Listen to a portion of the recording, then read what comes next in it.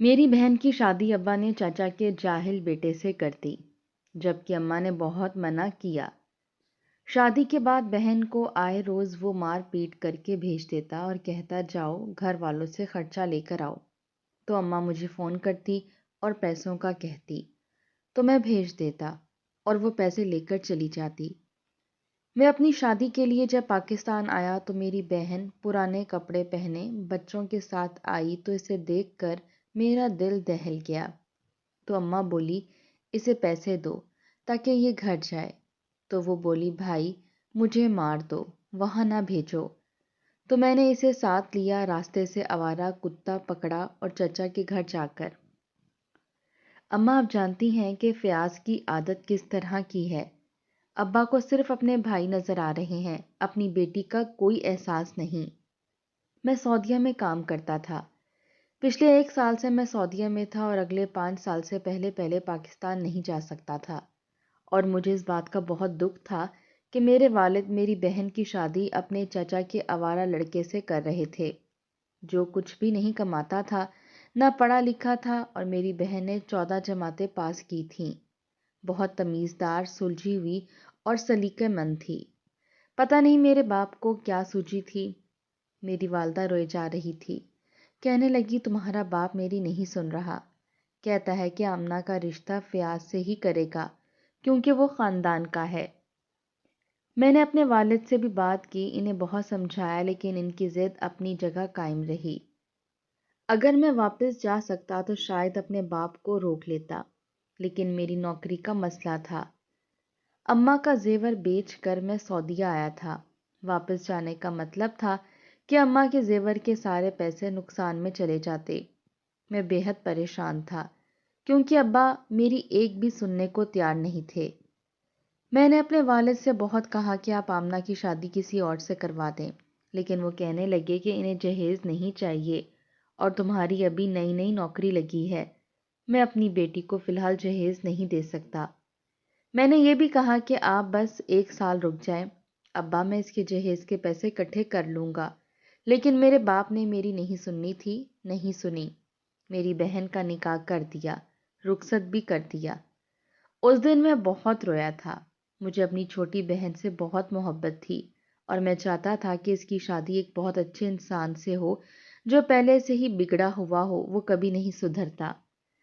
Cigarette پیتا تھا، گلی میں کھڑا ہو کر دوسری عورتوں کے ساتھ چھیڑ چھاڑ کرتا تھا، فکرے کستا تھا، نہ کوئی نوکری کرتا تھا، نہ اس کی توجہ پڑھائی کی طرف تھی۔ 5ویں جماعت سے اسکول چھوڑ چکا تھا۔ ہم دونوں بہن بھائیوں نے اچھی تعلیم حاصل کی تھی، اس لیے میری سعودیہ میں نوکری لگ گئی، لیکن ویزے اور ٹکٹ کا انتظام مجھے خود کرنا تھا۔ مجھے آمنہ کے لیے بہت دکھ ہو رہا تھا۔ بہرحال 3-4 مہینے بعد ہی میری والدہ کا روتے ہوئے مجھے فون آیا کہ فیاض نے آمنہ پر ہاتھ اٹھایا ہے۔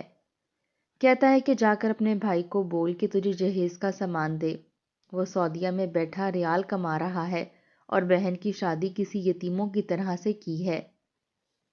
میرے دوست مجھے باتیں سناتے ہیں کہ تیری بیوی تو جہیز میں کچھ نہیں لائی۔ میں نے کہا ابا کے پاس کیا جواب ہے؟ وہ تو کہتے تھے کہ میرا بھائی جہیز نہیں لے گا۔ میری والدہ رونے لگی، کہنے لگی سب پہلے کی باتیں تھیں، ابھی شادی کو 2 مہینے نہیں ہوئے تو فیاض کا ہاتھ بھی کھل گیا، اور اگر آمنہ کو جہیز نہ دیا گیا تو اس کا ہاتھ اس پر اٹھتا ہی رہے گا۔ میں نے کہا اچھا میں کچھ کرتا ہوں۔ میں گھر میں بس اتنے ہی پیسے بھیجتا تھا جتنی کی گھر میں ضرورت ہوتی تھی، باقی سارے پیسے میں جمع کر رہا تھا تاکہ جب پاکستان جاؤں تو اپنا کام کاروبار کر سکوں۔ میں نے پیسہ نکالا اور اماں سے کہا کہ آمنہ کو جہیز کا سامان لے دیں، اسے فرنیچر اور اس کی ضرورت کا سامان لے کر دے دیں۔ 7 لاکھ کی رقم میں نے بھیجی تھی کہ شاید یہ 7 لاکھ میری بہن کی زندگی میں خوشیاں بھر دے، لیکن جب جیون ساتھی ہی اچھا نہ ہو تو سامان اور جہیز بھی کوئی اہمیت نہیں رکھتا۔ ماں باپ چاہے بیٹی کا گھر بھر دیں، لیکن نصیب کی چوٹ قسمت میں جو لکھی ہوتی ہے پڑھ کر ہی رہتی ہے۔ آمنہ کے ساتھ بھی ایسے ہی ہوا تھا۔ چند مہینے بعد میری ماں کا پھر روتے ہوئے فون آیا، کہنے لگی کہ میں تم سے کیا کہوں، میری بیٹی کی تو شاید قسمت ہی خراب ہے، فیاض تو اپنا رویہ بدلنے کے لیے تیار ہی نہیں، اور تمہارے چچا اور چاچی نے بھی اپنے رنگ دکھانے شروع کر دیے ہیں۔ آمنہ امید سے ہے اور اسے میرے گھر لا کر بٹھا دیا ہے کہ ڈاکٹر کا خرچہ ہم اٹھائیں گے، کیونکہ پہلے بچے کا خرچہ ننہال والے اٹھاتے ہیں۔ میں نے کہا اماں کوئی بات نہیں، آپ مجھے بتائیں آپ کو کس کس چیز کی ضرورت ہے۔ میں اپنی بہن کو دیتے ہوئے کیوں پریشان ہونے لگا؟ حالانکہ ان دنوں مجھے خود پیسوں کی اشد ضرورت تھی، لیکن پھر بھی میں نے اپنی بہن کے لیے خرچہ بھیجنا شروع کر دیا۔ جب فیاض کا دل چاہتا ہمارے گھر میں آ جاتا، میرے سامنے اچھا کھانا رکھو، آپ لوگوں کے گھر میں تو داماد کی کوئی عزت ہی نہیں ہے۔ میری ماں دال سبزی سے گزارا کر لیتی تھی، لیکن اس کے لیے پیسے سنبھال کے رکھتی تھی، مگر وہ کسی چیز پر راضی ہی نہیں ہوتا تھا۔ اسے پتا نہیں کیا مسئلہ تھا، ہر وقت لڑائی جھگڑے کے موڈ میں رہتا تھا۔ میری بہن کو ہر وقت ڈراتا دھمکاتا رہتا، دھمکیاں دیتا رہتا، حالانکہ وہ حاملہ تھی اور سسرال والے اسے ٹھیک سے کھانے پینے کو بھی نہیں دیتے تھے، لیکن پھر بھی اس کے ساتھ ظلم اور زیادتی کرنے سے باز نہیں آتا تھا۔ جب دل چاہتا اس کے منہ پر تھپڑ دے مارتا، جب دل میں آتا اسے گھر لے جاتا، اور جب غصہ آتا تو مار پیٹ کے گھر سے نکال دیتا کہ جاؤ اپنے باپ کے گھر چلی جاؤ۔ میرا وہ باپ جو کل تک یہ ضد لیے ہوئے تھا کہ آمنہ کی شادی فیاض سے ہی کرنی ہے کیونکہ بھائی جہیز نہیں مانگ رہا، کہیں اور رشتہ کروں گا تو جہیز دینا پڑے گا، اب وہ آٹھ آٹھ آنسو روتا تھا۔ آمنہ کے گھر پہلی بیٹی ہوئی تو اس کی بانجھ نند نے اس سے اس کی بیٹی چھین لی۔ وہ رونے لگی کہ میری بچی مجھے واپس کرو، لیکن فیاض کہنے لگا کہ اسے میری بہن پالے گی۔ حالانکہ اسپتال کا سارا خرچہ ہم نے اٹھایا تھا، لیکن بڑی بے دردی سے اس نے میری بہن کی گود کو سونا کر دیا۔ اپنی بہن کو اپنی بیٹی دے دی کہ مجھے تو بیٹا چاہیے، اگر تم بیٹیاں پیدا کرو گی تو میں کچرے کے ڈبے میں پھینک دوں گا۔ یہ سن کر آمنہ رونے لگی، تڑپنے لگی۔ جیسا سنگ دل فیاض تھا ویسے ہی پتھر دل اس کی بہن تھی۔ ننھی سی بچی کو ماں سے جدا کر کے اپنے ساتھ لے گئی۔ آمنہ روتی بلکتی رہ گئی، لیکن کسی کو بھی اس کے دکھ اور تکلیف کا احساس نہیں ہوا۔ میری ماں رو رو کر مجھے بتا رہی تھی اور میری آنکھوں سے آنسو گر رہے تھے۔ بہنوں کے دکھ بھی کتنے عجیب ہوتے ہیں۔ وہ بہن جو کل تک میرے ناز نخرے اٹھاتی تھی اور میں اس کے ناز نخرے اٹھاتا تھا، آج وہ وہاں اکیلی رو رہی تھی، تڑپ رہی تھی، اور میں اسے اپنے کندھے سے لگا کر حوصلہ بھی نہیں دے سکتا تھا۔ پردیس کی زندگی انسان کو کتنا بے بس کر دیتی ہے، اپنوں کی سکھ اور دکھ سے کتنا دور کر دیتی ہے، یہ ہم پردیس میں رہنے والے ہی جانتے ہیں۔ میری آنکھوں سے بھی آنسو نکل رہے تھے، لیکن میں امی کو تسلی دے رہا تھا کہ آپ پریشان نہ ہوں، جس دن میں آ گیا میں اس فیاض کو زندہ ہی نہیں چھوڑوں گا، اسے جان سے مار ڈالوں گا۔ میری ماں کہنے لگی ایسا نہیں بولتے، تیری بہن کا سہاگ ہے۔ میں نے کہا مر جائے ایسا سہاگ جو میری بہن کے لیے صرف اذیت کا سبب بنا ہوا ہو۔ مجھے بہت غصہ آ رہا تھا، میرا بس نہیں چل رہا تھا کہ فیاض کا گلا گھونٹ کر اسے مار ڈالوں۔ ایک ننھی منی بچی کو اس کی ماں سے جدا کر دیا تھا۔ میں جانتا تھا کہ فیاض کی بہن کبھی بھی میری بہن کی بیٹی کو ماں جیسی ممتا نہیں دے گی، ماں جیسی تڑپ اس کے دل میں کبھی نہیں اٹھے گی۔ بہرحال میری نوکری کا مسئلہ تھا، ورنہ شاید میں پاکستان چلا جاتا۔ بہرحال وقت ایسے ہی گزرنے لگا۔ آمنہ کی طرف سے کبھی بھی مجھے خوشی اور خیر کی خبر نہیں ملی تھی۔ جب بھی اماں فون کرتی تو رونے لگتی، کہنے لگتی کہ آمنہ کو دیکھو گے تو پہچانو گے نہیں، آنکھوں کے گرد گہرے ہلکے پڑ گئے ہیں، رنگت پیلی پڑ چکی ہے۔ اللہ نے اس کو 2 بیٹوں سے نوازا تھا، اگر بیٹی ہوتی تو شاید فیاض ان کو بھی کسی کو دے دیتا، یا پھر سچ مچ کچرے میں ہی پھینک دیتا۔ بڑا سخت دل شخص تھا، بے رحم قسم کا۔ بہرحال 5 سال پورے ہونے والے تھے، میں اتنے پیسے تو جمع کر چکا تھا کہ واپس آ کے اپنا کاروبار شروع کر لیتا۔ میری والدہ کو میرے آنے کا بے حد انتظار تھا، کہہ رہی تھی جیسے ہی تم آؤ گے میں تمہاری شادی کر دوں گی۔ میں نے بہت سی لڑکیاں دیکھ رکھی ہیں، پتہ نہیں کیوں میرا دل بہت گھبرا رہا تھا، دل میں عجیب سا خوف تھا، اپنی پیاری سی گڑیا جیسی بہن کو جب برے حال میں دیکھوں گا تو کہیں میرا دل پھٹ نہ جائے۔ مجھے اپنی بہن آمنہ سے بہت محبت تھی، وہ تھی اتنی پیاری، اتنی معصوم۔ مجھے اپنے باپ پر رہ رہ کر غصہ آتا تھا، کیوں انہوں نے جہیز کا نام لے کر ایک شفاق انسان کے حوالے میری پھول جیسی بہن کو کر دیا، جس نے اسے دکھ ہی دیے تھے؟ جہیز تو پھر بھی دینا ہی پڑا۔ چچا چچی کا رویہ اچھا تھا، نہ ہی فیاض کا۔ جس دن میں پاکستان پہنچا، کراچی کی سرزمین پر پاؤں رکھتے ہی دل میں کوئی خوشی، کوئی امنگ نہ تھی، کیونکہ بہن کے حالات سے واقف تھا۔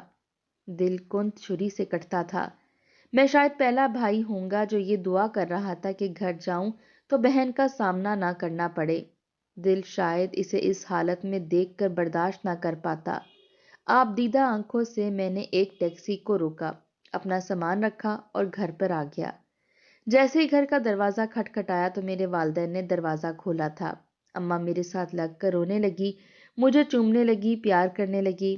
ابا بھی آگے بڑھے تھے، لیکن میرا دل نہیں چاہا کہ میں انہیں گلے لگاؤں۔ انہوں نے میری بہن کے ساتھ اچھا نہیں کیا تھا، لیکن باپ تھا، آنکھوں میں آنسو تھے، اس لیے میں روک نہیں پایا۔ لیکن گلے لگتے ہی تھوڑی دیر بعد ہی پیچھے ہٹ گیا۔ میرے منہ پر آمنہ کا نام تھا۔ میں نے کہا، امی، آمنہ کیسی ہے؟ میری والدہ نظریں چرانے لگیں۔ میرے والد کہنے لگے، وہ بھی ٹھیک ہے، تم ٹھیک ہو نا؟ میں نے کوئی جواب نہیں دیا۔ میری ماں نے اگلے ہی روز 3-4 تصویریں میرے سامنے رکھ دیں۔ کہنے لگی، اس میں سے کسی بھی لڑکی کو پسند کر لو۔ میں نے کہا، اماں، یہ آپ کا فیصلہ ہے، آپ کو جو پسند ہے آپ کر دیں، جو آپ میرے لیے پسند کریں گی وہی ٹھیک ہوگی۔ میرا رشتہ پکا ہو گیا، لیکن آمنہ مجھ سے ملنے نہیں آئی۔ میری والدہ کہنے لگی، فیاض نے آنے نہیں دیا، پہلے شرط منوائے گا پھر آمنہ کو یہاں بھیجے گا۔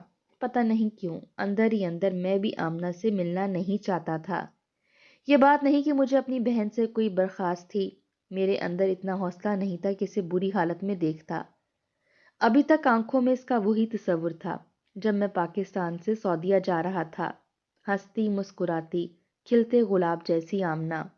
میں اسی تصور کو اپنی آنکھوں میں رکھنا چاہتا تھا، لیکن بہرحال انسان حقیقت سے منہ نہیں موڑ سکتا۔ نہ وہ میرا رشتہ پکا ہونے پر آئی، نہ ہی دن مقرر ہونے پہ۔ میری شادی کو بہت کم دن رہ گئے تھے جب میں نے اماں سے کہا کہ آمنہ سے کہیں کہ گھر پر آ جائے، فیاض کو جو چاہیے میں دے دیتا ہوں۔ 50,000 میری ماں نے پھر فیاض کے ہاتھ میں رکھے تھے، تبھی آمنہ اور بچے میرے گھر آئے تھے۔ لیکن اپنی بہن کی حالت دیکھ کر تو جیسے میرا دل کٹ کے رہ گیا۔ اس کی رنگت بالکل پیلی پڑ چکی تھی، آنکھوں میں ویرانی تھی، لگ ہی نہیں رہا تھا کہ یہ میری بہن ہے۔ کمزور وجود، کمزور سا چہرہ، آنکھوں کے نیچے گہرے حلقے۔ میرا تو دل لگ رہا تھا جیسے آج پھٹ جائے گا۔ میرے ساتھ لگ کر سسکیوں سے وہ رونے لگی۔ میرے پاس کہنے کے لیے ایک لفظ نہیں تھا جس سے اس کو تسلی دیتا۔ میرا فشار خون بڑھنے لگا، دل چاہا کہ ہر چیز کو آگ لگا دوں۔ دونوں بچوں کے کپڑے بھی میلے تھے، جگہ جگہ سے پھٹے ہوئے تھے، اور میری بہن کپڑوں سے کوئی ملازمہ لگ رہی تھی۔ میری والدہ کہنے لگی، مجھے کچھ پیسے دو تو میں اس کے لیے کپڑے خریدوں، تمہاری شادی پر کیا پہنے گی؟ اور فیاض کہہ رہا تھا کہ اس کی شاپنگ کر کے اسے واپس گھر چھوڑ دیجیے گا۔ لیکن تبھی آمنہ پھوٹ پھوٹ کر رونے لگی، کہنے لگی، راحیل بھائی، مجھے جان سے مار ڈالو لیکن وہاں مت بھیجو۔ میں کئی بار ابا سے کہہ چکی ہوں کہ میرا گلا گھونٹ کر مجھے مار دے، لیکن شاید موت کی اذیت میرے لیے قابل برداشت ہوگی، لیکن جس اذیت سے میں اس گھر میں رہتی ہوں وہ مجھ سے برداشت نہیں ہوگی۔ میں اس کی متحمل نہیں ہوں۔ اس کی حالت دیکھ کے بھی لگ رہا تھا۔ میں نے کہا، امی، اب یہ واپس نہیں جائے گی۔ یہ سن کر میرے والد کہنے لگے، تمہارا دماغ تو خراب نہیں ہو گیا کیا؟ بہن کا گھر اجاڑو گے؟ میں نے کہا، ابا، بہن کا گھر تو آپ نے اجاڑ دیا، اس کی شادی جس شخص سے کی ہے وہ گھر بسانے والا تھا ہی نہیں۔ آپ نے کیوں میری بات نہیں مانی؟ ایک زندہ لاش کی طرح میری بہن اس گھر میں زندگی گزار رہی ہے۔ کیا آپ کو نظر نہیں آتا؟ کیا کسی کو نظر نہیں آتا؟ میں روتا رہتا تھا کیونکہ یہاں نہیں تھا۔ اگر یہاں ہوتا تو آمنہ کی شادی کبھی بھی اس کمینے سے نہ ہونے دیتا۔ جو کچھ میری بہن نے سہ لیا ہے کافی ہے۔ میرے والد کہنے لگے، تمہارا دماغ خراب ہو گیا ہے، ارے 2 بچے ہیں اس کے، اسے کیا تو پالے گا؟ اگر تو ان کو پالنے لگ گیا تو اپنی بیوی کو کیسے پالے گا؟ وہ برداشت نہیں کرے گی ان تینوں کو۔ میں نے کہا کہ جب میں اسے سمجھا دوں گا کہ میری بہن میرے پاس رہے گی تو وہ کچھ نہیں کہے گی، اور ویسے بھی پالنے والی ذات اللہ کی ہے، میری اور آپ کی کیا اوقات ہے؟ ہمیں بھی وہی پال رہا ہے۔ جو دانا پانی اللہ نے اس کا لکھا ہوگا یہ بھی کھا لے گی، اور نہ ہی مجھے اس کے بچوں سے کوئی تکلیف ہے۔ دونوں بچوں کو میں نے گود میں اٹھا کر پیار کیا۔ آمنہ سے میں نے کہا کہ تم کہیں نہیں جاؤ گی۔ انہی دنوں میں نے ایک فیکٹری کی جگہ بھی خریدی تھی اور اپنی مشینیں بھی لگوا چکا تھا۔ میں دن کے وقت کام پر چلا گیا، لیکن جب واپس آیا تو حیران رہ گیا، کیونکہ پیچھے سے فیاض آیا تھا اور آمنہ اور بچوں کو مار کر گیا تھا، طلاق کی دھمکی دے کر گیا تھا۔ مجھے اتنا غصہ آیا کہ ناقابل برداشت تھا۔ بس سوچ چکا تھا کہ اب اسے نہیں چھوڑوں گا، اس کی جان ہی لے لوں گا۔ میری بہن روئے جا رہی تھی، آنکھ کے قریب نیل کا نشان تھا، بچے بھی رو رہے تھے۔ میرے ماں باپ سر پکڑے بیٹھے تھے۔ گھر میں آ کر بھی اس نے مار پیٹ شروع کر دی تھی۔ سمجھتا تھا کہ اس کا کوئی بھی کچھ نہیں بگاڑ سکتا۔ اس بار ابا نے اسے ہٹانا چاہا تو ابا کو بھی اس نے دھکا دے دیا تھا۔ اس جانور کے ساتھ میں اپنی بہن کو کیسے بھیج دیتا، جس کے اندر رتی بھر بھی انسانیت نام کی نہیں تھی۔ میں غصے سے گھر سے باہر نکلا۔ باہر کا آوارہ کتا گلی کے بچوں کے پیچھے بھاگ رہا تھا اور بچے اپنے گھروں میں بھاگ رہے تھے۔ وہ کتا شاید غصے سے پاگل ہوا تھا۔ میں نے اپنے کندھے سے رومال اتارا اور اس کتے کے گلے پر بندھی ہوئی زنجیر سے باندھ دیا۔ وہ کتا مجھ پر چلانے لگا۔ میں اسی رومال کو کھینچتے ہوئے کتے کو اپنے ساتھ اپنے بہنوئی کے گھر لے گیا۔ میں نے زور سے دروازہ دھڑ دھڑایا۔ دروازہ میرے چچا نے کھولا۔ مجھے غصے میں دیکھ کر کہنے لگے، کیا ہے تمہیں؟ میں نے چچا کے سینے پر ہاتھ رکھا اور اسے پیچھے دھکیل دیا۔ میں نے کہا، بلاؤ اپنے اس کمینے بیٹے کو، اس نے دوسروں کی بیٹیوں کو کیا سمجھ رکھا ہے؟ میرے چاچا کہنے لگے کہ تمہارا بہنوئی ہے وہ، تمیز کیا بھول گئے ہو؟ میں نے کہا، میں ایسے لوگوں سے تمیز سے بات نہیں کرتا جو خود تمیز سے بات کرنا نہ جانتے ہوں۔ میں نے فیاض پکارنا شروع کیا۔ وہ کمرے سے باہر آیا تو بڑے غصے میں تھا۔ کہنے لگا، زبان سنبھال کر بات کرو، تمہاری بہن کا شوہر ہوں۔ میں نے کہا، تم جیسے بہنوئی سے بہتر ہے کہ میری بہن بیوہ ہو جائے۔ یہ سن کر میری چچی مجھ پر چلانے لگی، تمہاری زبان میں کیڑے پڑیں، تم ہوتے کون ہو میرے بیٹے کو بد دعائیں دینے والے؟ میں نے کہا، تمہارا بیٹا کون ہوتا ہے میری بہن پر ہاتھ اٹھانے والا؟ تب تمہیں کوئی تکلیف نہیں ہوتی جب وہ میری بہن کو مارتا ہے، گالیاں بکتا ہے؟ اپنے بیٹے پر بات آئی تو تمہیں تکلیف ہو رہی ہے۔ فیاض نے میرا گریبان پکڑ لیا، مجھے مارنے لگا۔ تبھی میں نے ہاتھ میں پکڑا رومال کھینچا اور کتا گھر کے اندر داخل ہو گیا۔ اس کتے نے آتے ہی فیاض کی ٹانگ پکڑ لی۔ فیاض چلانے لگا، وہ کتا اس کی بوٹی نوچ چکا تھا۔ میری چچی چچا سب چیخنے چلانے لگے اور میں اس کتے کو وہیں چھوڑ کر گھر کا دروازہ بند کر کے وہاں سے واپس گھر آ گیا تھا۔ جانتا تھا کہ اس کا انجام کیا ہوگا، لیکن مجھے پرواہ نہیں تھی۔ میرے چچا نے بہت فساد برپا کیا۔ فیاض کے 14 ٹیکے لگے تھے اور ٹانگ بھی بہت زیادہ زخمی ہو گئی تھی کہ کتے نے اس کی بوٹی نوچ کھائی تھی۔ بہت خون بہا تھا، تڑپ رہا تھا، ہائے ہائے کر رہا تھا اور پورا محلہ اس کی ہائے وائے سن رہا تھا۔ سب لوگ ہی میری اس جرت پر حیران تھے، کیونکہ عورتوں کی ظلم و ستم کی چیخو پکار سن کر ہر کوئی کان لپیٹ لیتا ہے۔ یہی سمجھتا ہے کہ یہ عورت کی قسمت میں لکھا جا چکا ہے، اور بھائی بھی یہ سمجھ کر اپنی بہنوں کو ان کے حال پر چھوڑ دیتے ہیں۔ لیکن میرے اس عمل نے تو جیسے کایا سی پلٹ دی تھی۔ فیاض نے میری بہن کو طلاق دینے کی دھمکی دی تو میں نے خود خلا لے لی۔ فیاض کا زخم ٹھیک ہونے کی بجائے بگڑتا چلا گیا، یہاں تک کہ اس کی ٹانگ کاٹنی پڑی۔ میری شادی ہو چکی تھی، جس لڑکی سے میری شادی ہوئی اسی کے کزن کی بیوی کے انتقال کو چند مہینے گزرے تھے اور وہ دوسری شادی کا خواہش مند تھا۔ جب اس نے آمنہ کو دیکھا تھا تو اس کا رشتہ مانگ لیا۔ وہ ایک اچھا نوجوان تھا۔ آمنہ کی شادی کیسر سے ہو گئی۔ اس نے دونوں بیٹوں کو بھی اپنے پاس رکھ لیا تھا۔ کہتا تھا کہ میں ماں سے ان کے بچے جدا نہیں کرنا چاہتا۔ ایک بار میں جا کر اپنی بہن کی نند کے گھر سے اس کی بیٹی بھی واپس لے آیا، وہ بھی لا کر اپنی بہن کو دے دی۔ میری ماں بہن مجھے اتنی دعائیں دیتی ہیں کہ آپ کو شاید یقین نہ آئے کہ آج میرے پاس بہت بڑا بنگلہ ہے، میری فیکٹری میں دن رات کام ہوتا ہے اور میں لاکھوں میں کھیلتا ہوں۔ یہ سب میری بہن کی دعاؤں کا نتیجہ ہے، کیونکہ میں نے اپنی بہن کے آنسوؤں کو صاف کیا، اس کی زندگی سے تکلیفیں دور کر کے خوشیاں بھر دیں، جو کہ میرے اختیار میں تھا، اور اللہ نے مجھے اتنا کچھ دے دیا کہ بیان سے باہر ہے۔ اس لیے بہنوں کی دعائیں لیا کریں۔